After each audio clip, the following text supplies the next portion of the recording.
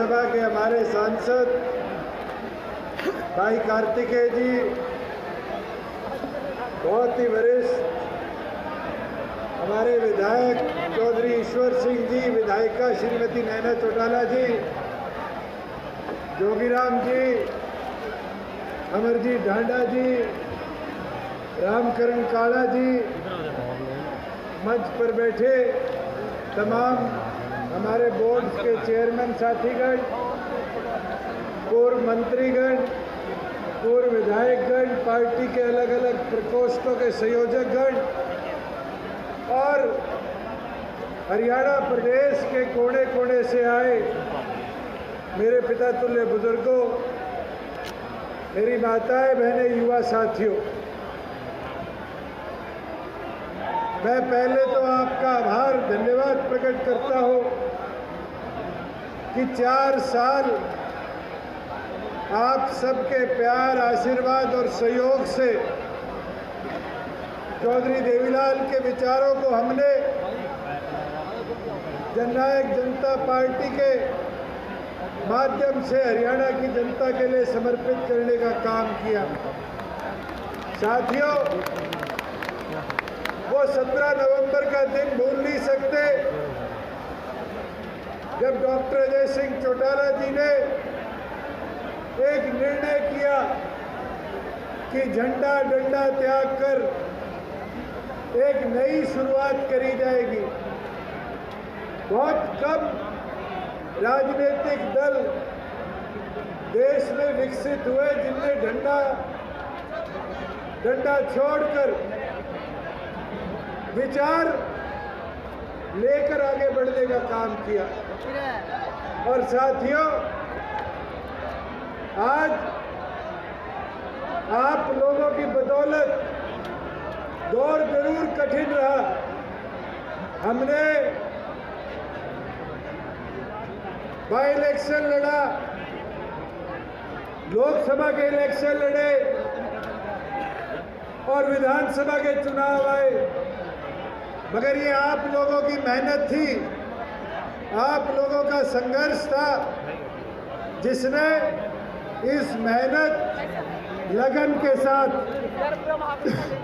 Party के 10 विधायक विधानसभा में भेजने का काम किया। साथियों, मैं इस पे एक बात जरूर कहना चाहूंगा, किसान कमेरे की ताकत दिखा दो यारो, काफिला और बड़ा बना दो यारो। कौन कहता है आसमान में छेद नहीं हो सकता? तसल्ली से एक पत्थर उछाल के देखो यारो। आज 1.5 साल का समय हमारे पास और बाकी है और चुनावी प्रक्रिया देश भर में अब शुरू हो जाएगी लोकसभा के लिए। आज हमें फिर पूरी मेहनत लगन के साथ काम करना पड़ेगा। साथियों, ये 3 साल का सफर कोई आसान नहीं था। कोरोना जैसी महामारी के 2 दौर देखे। 1 साल तो आपसी में मिलना जुलना हमारा बंद हो गया। किसान आंदोलन का दौर देखा। डॉक्टर साहब के आदेश थे कि हमारा आपसी भाईचारा ना खराब हो। 1 साल उसकी वजह से हमें एक दूसरे से दूर रहना पड़ा। मगर साथियों, आज माहौल आपके पक्ष में है, आज परिस्थितियां आपके पक्ष में है। और मैं एक चीज कहता हूं, इस 3 साल में जितने हमने निर्णय किए वो भी हरियाणा प्रदेश की जनता के हित में करने का काम किया। अभी श्रीमती नैना चौटाला जी मंच से कह रही थी कि 50% महिलाएं पंचायतों में चुनकर आई। ये हमारे पत्रकार साथी दिल्ली चंडीगढ़ से आए हुए हैं। एक चीज और कहना चाहूँगा, 50 तो महिलाएं जीत के आई, 75% युवा भी पंचायतों में जीत के आए। साथियों, आज के दिन परिस्थिति प्रदेश के अंदर हमने जो वादे किए थे अधिकतम पूरे करें। ये पत्रकार साथी बारी बारी कहते हैं कि 5100 कब होगी। मैं सच बोलता हूँ, 30 मेरे भी दिल में है और उसको बुझने नहीं दूंगा। ये वादा है, 2 साल से कम समय बचा है। आज वादा करके जा रहा हूँ, इसको बढ़ाकर मनाकर छोड़ूंगा।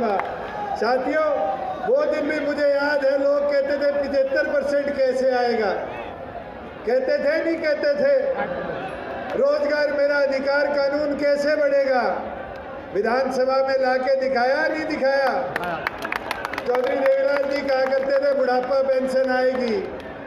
लोग कहते थे, इसी धरती से चौधरी बंसीलाल जी कहा करते थे कि अगर होती मैं तो पढ़ा लिखा हूं, मैं ही लागू कर देता।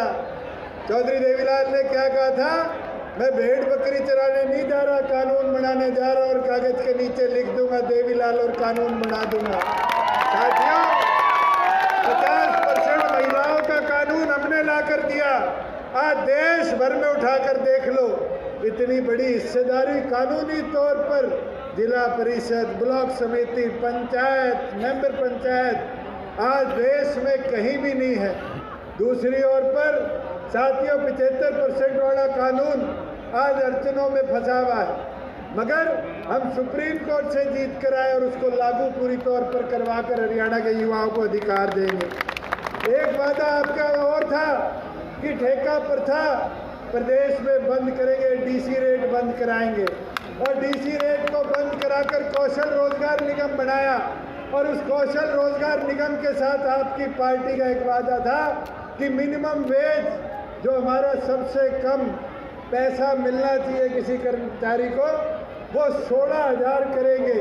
और साथियों, आज उठाकर देखो, कौशल रोजगार में 3 कैटेगरी है, ABC, तीनों के अंदर आज 16,000 से अधिक, और आज एक कैटेगरी में तो 17,500 रुपये मिनिमम वेज देने का काम कर रहे हैं। मगर एक चीज़, ये मेरी माताएं बहनें बैठी है, अभी नैना चौटाला जी भी ये आग्रह कर रही थी कि 50% महिलाओं को दे दिया पंचायत में अधिकार, 33% अधिकार आपने राशन डिपो में दे दिया। ये आज वादा करता हूँ कि कौशल रोजगार में भी महिलाओं की हिस्सेदारी हो। अब इस लड़ाई को लड़ूंगा कि 33% महिलाओं का भी हिस्सा कौशल रोजगार की नौकरियों में दिलवाने का हम प्रदेश में काम करें। साथियों, एक चीज, प्रदेश में रोजगार के अवसर कैसे बढ़े। एक दौर था हुड्डा साहब का, जब जमीनें बिका करती थी, इंडस्ट्री प्रदेश छोड़ के जा रही थी। माहौल ठीक करने में समय तो लगा, मगर आज खुशी के साथ कहता हूँ कि हमने 30,000 करोड़ का निवेश प्रदेश में बनाया। इससे लाखों रोजगार आएंगे। दुनिया का सबसे बड़ा गाड़ी बनाने वाला मैन्युफैक्चरिंग मारुति का प्लांट और कहीं नहीं, ये पवन बैठा एक दिन मेरे को बोलने लग गया था, कहता हमारे खरगोदा की तरफ हुड्डा साहब वोट लेने आया करते थे, विकास की बात आती थी तो नहीं देखते थे। कहते आने वाले 10 साल में ये मारुति आपने ला दी, गुड़गांव से ज़्यादा हमारे खरगोदा को डेवलप करने का काम करेंगे। साथियों, आज 10,000 गाड़ियाँ एक प्लांट से साल में बनेगी। भाई, मेवात जैसी जगह जहाँ इंडस्ट्री जाने से कतराती थी, आज मेवात के अंदर हमने प्रयास कर बैटरी मैन्युफैक्चरिंग की दुनिया की सबसे बड़ी कंपनी लाने का काम किया। गुड़गांव के अंदर एशिया का दूसरा सबसे बड़ा वेयर हाउस लॉजिस्टिक का आज हम ई-कॉमर्स के लिए बनवा रहे हैं फ्लिपकार्ट से।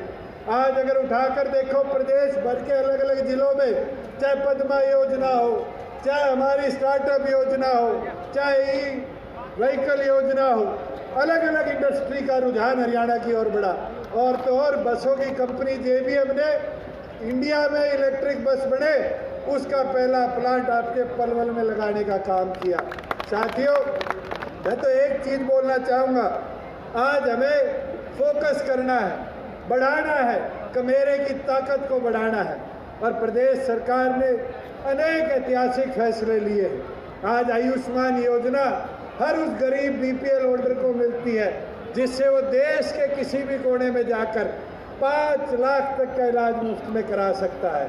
आज BPL की सीमा केवल मात्र हरियाणा इकलौता प्रदेश है जहाँ 1,20,000 से बढ़ाकर 1,80,000 करने की काम किया। और ये वादा आज करता हूँ कि अब BPL राशन कार्ड बनाने के अंदर दफ्तरों के चक्कर काटने की जरूरत नहीं।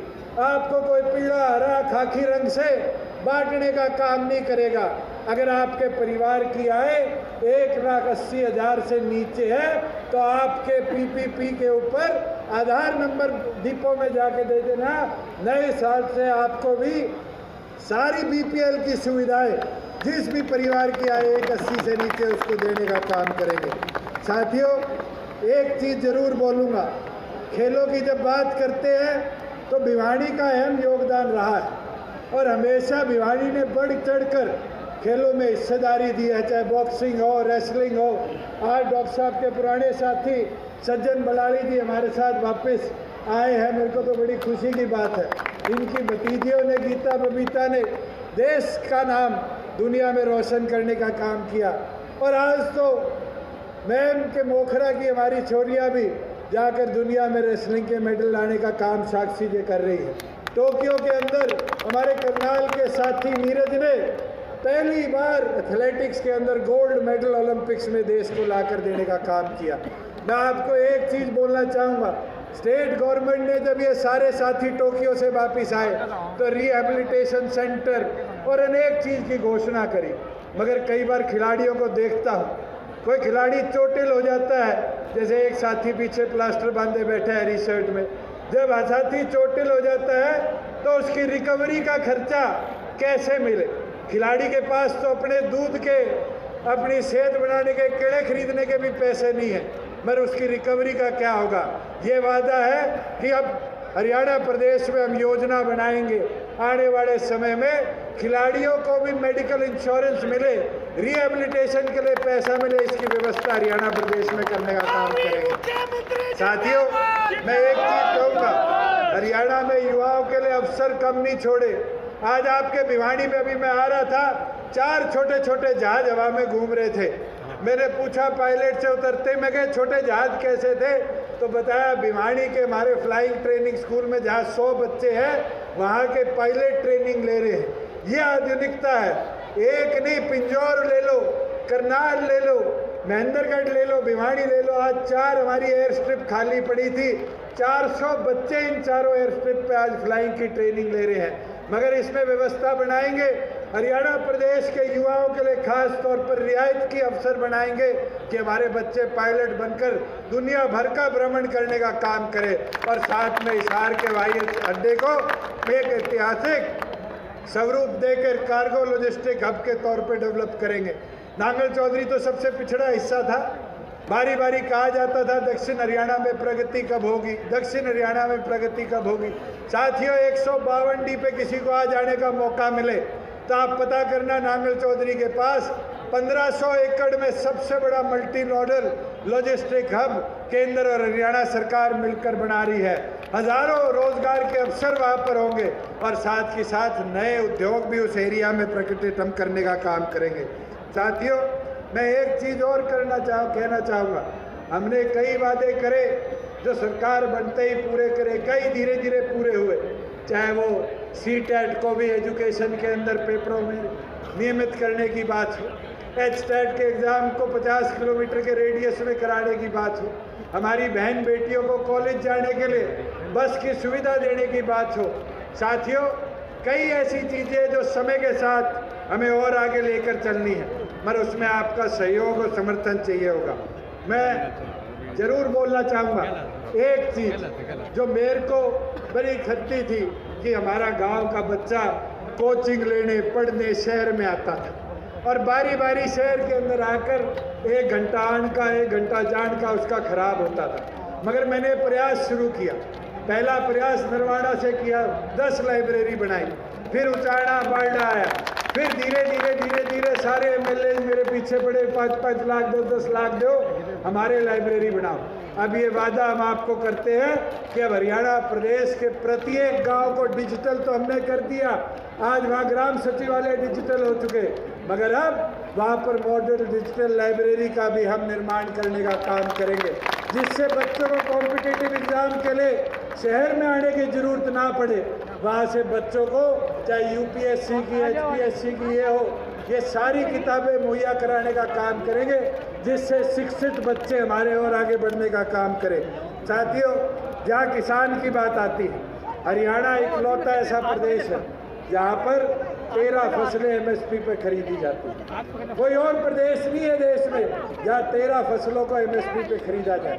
मगर उस व्यवस्था को और बेहतर कैसे कराया जाए, ये मॉडल हरियाणा से देश सीखता है। पिछले दिनों मैं UP के एक नेता का भाषण सुन रहा था, वो बारी बारी भाषण में हरियाणा की बड़ाई कर रहा, कहता हरियाणा की मंडियाँ ऐसी है, हरियाणा की मंडियाँ ऐसी है। हरियाणा की मंडियाँ तो आधुनिक है। आज उठाकर देखो, आज लगभग 60 लाख मीट्रिक टन जीरी आज हरियाणा प्रदेश के किसानों की हमने खरीदी। किसान को 1-2 घंटे से ज़्यादा मंडी में नहीं रुकना पड़ा। वो दिन तो हमारे बुजुर्गों को याद होगा कि किसान आता था जीरी लेके, 4 घंटे पहले कहा जाता था मॉइस्चर ज़्यादा है कल आओ। उसको 2-2 रात जीरी के ऊपर अपनी चद्दर घेर के सोना पड़ता था।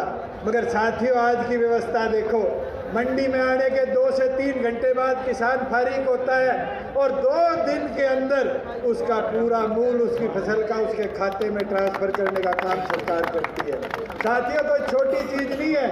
1.5 महीने खरीद चली और 1.5 महीने के अंदर आपकी सरकार ने हरियाणा प्रदेश के किसानों के खाते में 12,000 करोड़ रुपया ट्रांसफर करने का काम किया और इसको और बेहतर बताएंगे।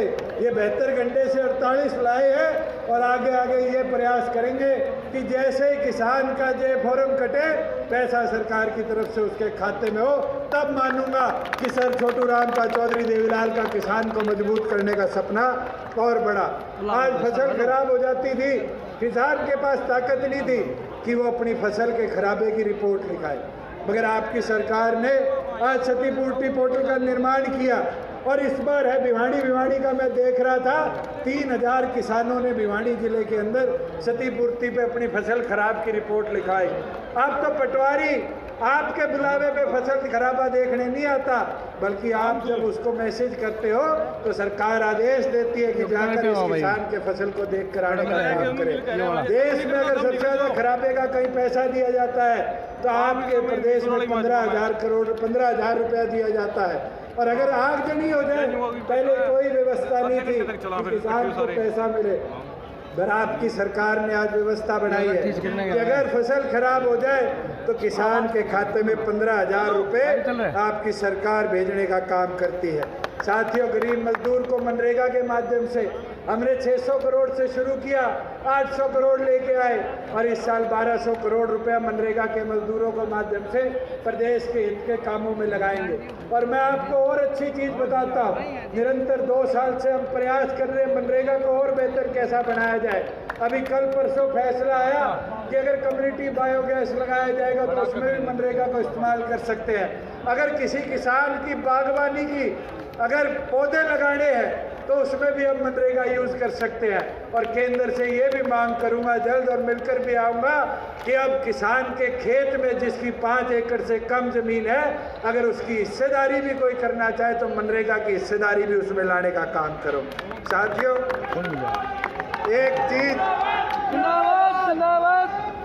एक चीज़ जरूर बोलना चाहूँगा, कई ऐसी चीज़ें अभी चौधरी ईश्वर सिंह जी मेरे पास आए और कह के मैं एक बात आपसे मांगनी भूल गया, और जैसे उनने बात कही मैंने कहा मुझे याद है आप क्या मांगना चाह रहे थे। और ये हमारा वादा भी, और ये वादा मैं ये आज मंच से कह देता हूँ, फरवरी 2023 में पूरा कर देंगे कि कुरुक्षेत्र में रविदास मंदिर का निर्माण कर और आपके नेतृत्व में कराऊंगा चौधरी साहब कि आप जाकर वहाँ जाकर इस मंदिर को आगे लेकर चलने का काम करें, सोच को आगे बढ़ाने का काम करें। साथियों, एक चीज़ जरूर हमें सब समझने की ज़रूरत है, देखने की ज़रूरत है कि प्रदेश के अंदर जब प्रगति होती है तो बहुत से लोगों को दिक्कत भी होती है। बहुत से लोग सोचते हैं कि ये क्यों हो रहा है, ये कैसे हो रहा है। मैं आज आपको बताता हूँ, 3 साल का सफ़र कोई आसान नहीं रहा। बहुत से साथियों ने मेरे ऊपर आरोप लगाए, पहले कहा कि ये गड़बड़ कर दी, फिर कहा ये गड़बड़ कर दी, फिर कहा ये गड़बड़ कर दी। मैं आपसे पूछना चाहता हूँ, आज हरियाणा प्रदेश के अंदर अगर शराब घोटाला हुआ था तो क्या एक्साइज का रेवेन्यू 6100 करोड़ से 10,500 करोड़ के लक्ष्य को पूरा करता? हमने तो चोर को पकड़ा, चोरी रोकी और कहीं ना कहीं उसकी 30 चोरों के होने लगी। आज कहते हैं रजिस्ट्री घोटाला हो गया। आज हरियाणा प्रदेश के अंदर ऐसी व्यवस्था बना दी गई है कि व्यक्ति घर बैठा हुआ मोबाइल से टाइम लेके तहसील में जाता है, तहसीलदार वहाँ बैठा मिलता है। और हम तो कोशिश कर रहे हैं, हमने एक्ट में भी अमेंडमेंट कर दी और केंद्र को भेज दिया राष्ट्रपति की मोहर लगाने के लिए कि रजिस्ट्री का भी सर्कल जो है वो सब डिवीज़न जिले इस पे ना किया जाए, इसको प्रदेश भर को एक सिस्टम बना लिया जाए। और ये वादा करता हूँ 2023 के अंदर पूरी स्टेट को एक तहसील एक सब डिवीज़न बनाने का काम करेंगे, जिससे फिर आपको तहसीलदार के पीछे जाने की जरूरत नहीं, आपको किसी व्यक्ति के पीछे डीड बनवाने के वाले के पीछे जाने की जरूरत नहीं। आप कहीं भी जाओगे समय लेकर और अपना रेवेन्यू का जो आपने तबादला करना है, खरीद फरोख्त करनी है, उसको पूरी तौर पर कर पाओगे। एक चीज़ साथियों आज और समझने देखने की कि आज प्रदेश के अंदर माहौल दिन प्रतिदिन आपके पक्ष का बढ़ता जा रहा है, पर इसको और आगे ले जाने के लिए हमें बूथ लेवल पर जाना पड़ेगा, हमें घर घर जाना पड़ेगा, व्यक्ति व्यक्ति तक पहुंचना पड़ेगा और उसके अंदर आपका योगदान बहुत महत्वपूर्ण है। मैं तो एक चीज़ मेरी माताओं बहनों से कहूँगा कि एक वादा आपने महिला सेल की मीटिंग में करा था कि हम हर बूथ पर एक सखी बनाएंगे जो पार्टी का प्रचार करने का काम करेगी। आज तो हमारे माताएं बहनें 50% आ चुकी, हमारी पंचायतों में बैठ चुकी, जिला परिषद ब्लॉकों में बैठ चुकी। आज ज़रूरत है आपकी, अगर गांव दर गांव जाओगे, एक एक व्यक्ति को जोड़ोगे, तभी जाकर आपकी ताकत आपको दिखने का काम करेगी। और युवाओं से भी आह्वान करता हूँ साथियों, जो बूथ योद्धा का आपका निर्णय था उसको आगे लेकर चलो। आज बूथ को मजबूत करने की जरूरत है। ये 19,000 बूथ अगर हमने मजबूत कर लिए और हर बूथ पर एक साथी को जोड़ने का काम कर लिया और एक माता बहन को सखी बनाने का काम कर लिया, तो ये विश्वास दिला देता हूँ कि चौधरी देवीलाल का जो सपना था कि हमारा लोकराज से चले, उस सपने को तो हम मजबूती देने का काम करेंगे। वही डॉक्टर अजय सिंह चौटाला जी के सपने को भी पूरा करेंगे कि प्रदेश नहीं राष्ट्रीय स्तर पर भी पार्टी का विस्तारण हो, बढ़ावा हो और दूसरे प्रदेशों में भी जाकर संगठन को मजबूती देंगे। साथियों मैं तो इतना आपको कहना चाहूँगा कि अब समय आ चुका कि आप अपनी ताकत को दर्शाने का काम करें। आज हजारों की संख्या में आप सब प्रदेश के कोने कोने से आए हो। मैं तो इतना बोलना चाहूँगा आप सबको कि अब आपकी जिम्मेवारी है कि आप सब मिलकर प्रदेश की इस ताकत को और आगे बढ़ाने का काम करो। अंत में यही कहना चाहूँगा कि जेजेपी का ये काफिला बढ़ता रहेगा चौधरी देवीलाल की विरासत के साथ, मेरे कार्यकर्ता की ताकत के साथ, हरियाणा के हक और हिफाजत के साथ। और अब आपकी जिम्मेवारी है साथियों कि अब घर घर जाकर पार्टी के संगठन को, चौधरी देवीलाल जी के विचारों को और मजबूती देने का काम करें। मैं तो इसके साथ आप सब यहाँ आए, आप सबका आभार धन्यवाद प्रकट करता हूँ। जय हिंद।